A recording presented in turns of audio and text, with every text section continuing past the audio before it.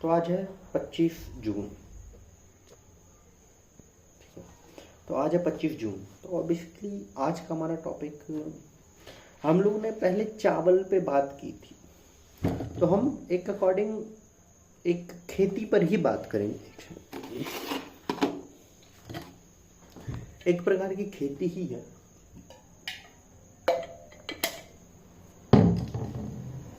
जिस पे कि हम लोग आज बात करेंगे।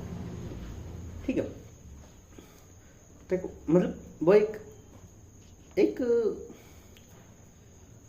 मतलब समझदारी वाली खेती है, ये मान लीजिए। ठीक है, खेती सब करते हैं पर एक नई टेक्निक से। देखो, धान हर जगह बोई जाती है, परंतु जापानीज और कुछ पहाड़ी इलाकों में कुछ ऐसी धानें बोई जाती हैं जहाँ में कि वो लोग केकड़े वगैरह डालते हैं। केकड़े, मछलियाँ, बहुत सी चीज़ें।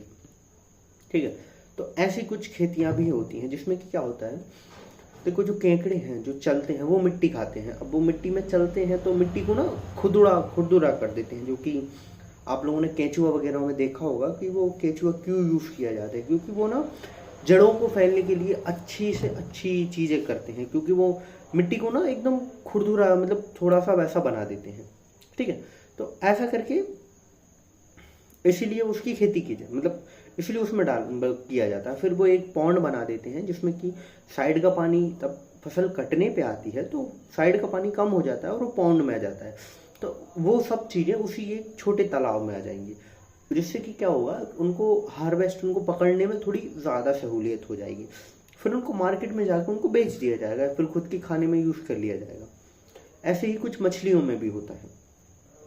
मछलियाँ भी जो, देखो मछलियाँ ऐसी होती हैं कि वो ना वो जो भी कीड़े वगैरह रहते हैं तो उन सब चीज़ों को खा लेती हैं। पानी परमानेंट उनको नेचुरल नया नया मिल रहा है, उनको ऑक्सीजन भी मिल रहा है पेड़ जो पौधों की वजह से, और वो जो उनका वेस्ट है तो उनसे उनको पौधों को और भी ज़्यादा खाद वगैरह प्रोवाइड हो रहा है। तो ऐसा ही सेम उसके साथ होता है, फिर वो उसको कर देंगे और मछली भी वही की पॉन्ड में आ जाएंगी। ऐसे ही बतखों से भी खेती कराई जाती है।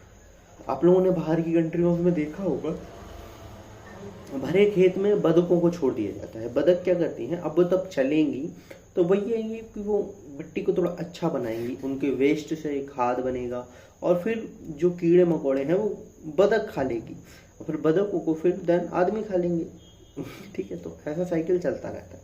तो ऐसी कुछ मतलब नई प्रकार की खेती किसानी, ये सब नई नई चीज़ें सामने आ रही हैं। ऐसे ही एक बिजनेस है, वो बोल सकते हैं पोएट्री फार्म, या फिर ऐसा ही कुछ रहता है,